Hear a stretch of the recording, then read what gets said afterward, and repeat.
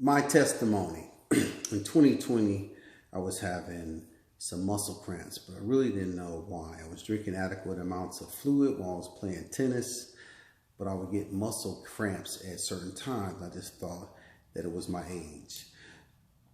Shortly after that, I started getting PVCs, which is preventricular contractions. I was not symptomatic. I mean, I wasn't passing out or anything like that, but I felt my heart stopping and restarting.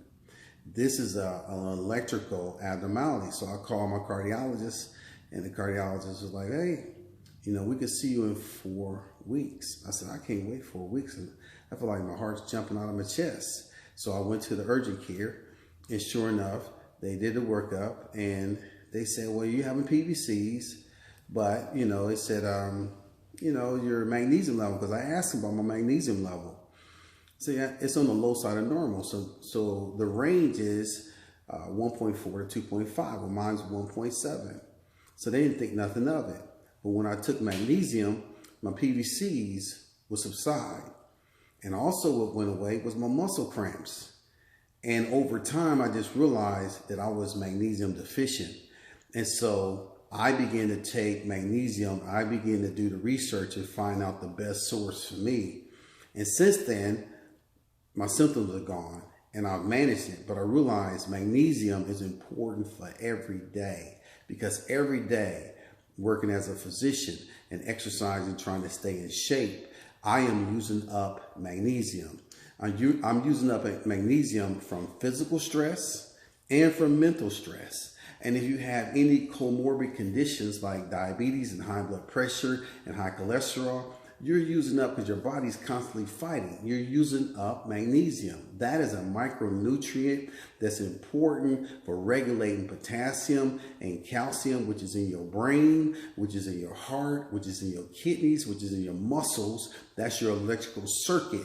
That's how your body functions. And if you don't keep that micronutrient to top levels every day, you're not going to function properly. And then you're going to have all those symptoms that I just described in my last video.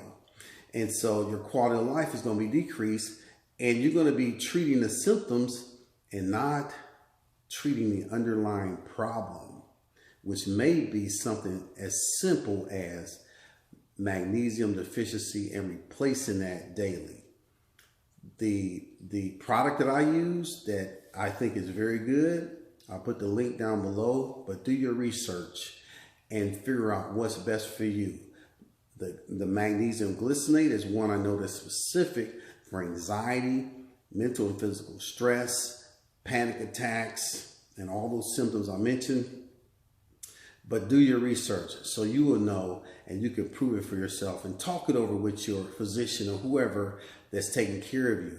In the complete metabolic panel, they do not automatically include magnesium, so you have to ask for it.